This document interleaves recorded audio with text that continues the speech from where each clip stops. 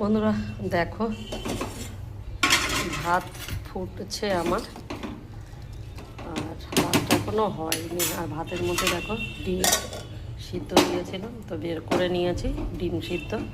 আর এখানে কড়াই বসিয়েছি, কড়াইতে তেল দিয়ে দিয়েছি। তেলটা আবার হয়ে গেছে, কী করবো বলো তো, কটা ঝিঙে আর পটল কেটেছি, এটা একটু পোস্ত দিয়ে করব।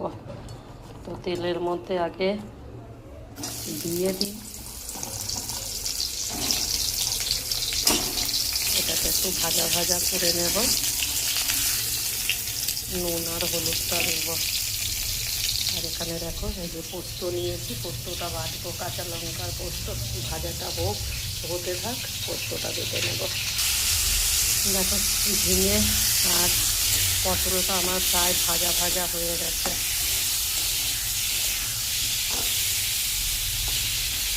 আর পোস্তটাও দেখো এখানে বাটা হয়ে গেছে। তো চলো পোস্তটা দিয়ে দিই। আর এর মধ্যে একটু মিষ্টিও দিয়েছি, চিনির। পোস্ততে একটু মিষ্টি দিতেই হবে, নইলে পোস্ত ভালো লাগে না। তো এবারে একটু কী বলো তো, গ্যাসটা কমিয়ে ঢেকে দেবো। দেখো মাছ আছে আগের দিনের, উচ্ছে আলু সজনা ডাঁটা দিয়ে চচ্চড়ি আছে, অল্প একটু পাট শাক ভাজা আছে। আর দুপুরে কি রান্না করলাম, ভাত করলাম, ডিম সিদ্ধ করলাম। আর এই যে ঝিঙে আর পটল দিয়ে একটু পোস্ত করে নিয়েছি। এইটাই হচ্ছে আজকের বন্ধুরা খাওয়া দাওয়া। তোমাদের বাড়িতে কার কি রান্নাবাড়ি হলো একটু কমেন্ট করে জানিও সবাই।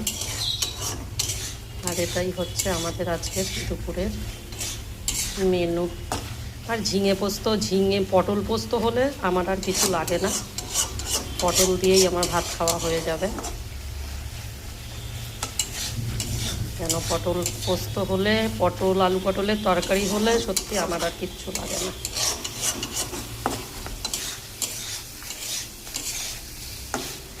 কাদের কাদের পটল প্রিয় আমাকে একটু কমেন্ট করে জানিও বন্ধুরা। আমার তো খুবই প্রিয় পটল।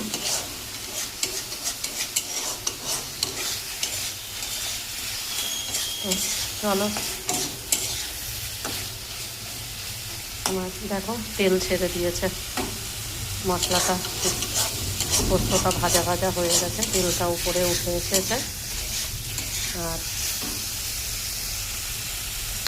মুখে দিয়ে দেখলাম ঠিকঠাকই আছে, মিষ্টিটা একটু বেশি হয়ে গেছে। তো বন্ধুরা আজকের ভিডিওটা তোমাদের কেমন লাগলো একটু লাইক কমেন্ট আর শেয়ার করো। দেখা হচ্ছে নেক্সট ভিডিওতে। টাটা।